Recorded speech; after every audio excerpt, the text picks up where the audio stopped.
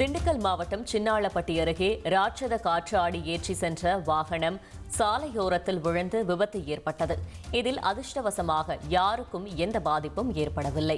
சென்னையிலிருந்து தூத்துக்குடிக்கு மின் உற்பத்தி செய்வதற்காக காற்றாடி ஏற்றிக் கொண்டு 22 சக்கரங்கள் பொருத்திய லாரி திண்டுக்கல் மதுரை 4 வழிச்சாலையில் சென்று கொண்டிருந்த போது திடீரென கட்டுப்பாட்டை இழந்து சாலையின் இடதுபுறம் இருந்த பள்ளத்தில் அந்த லாரி கவிழ்ந்தது. இதில் வாகனத்தில் இருந்த 2 பேர் கீழே குதித்து தப்பியுள்ளனர்.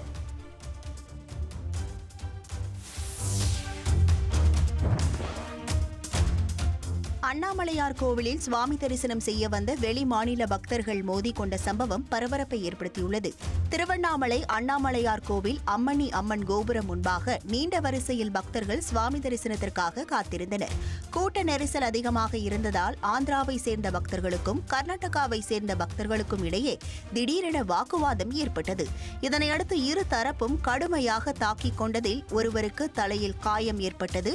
தகவல் அறிந்து அங்கு சென்ற போலீசார் தாக்குதலில் ஈடுபட்டவர்களிடம் விசாரணை நடத்தினர்.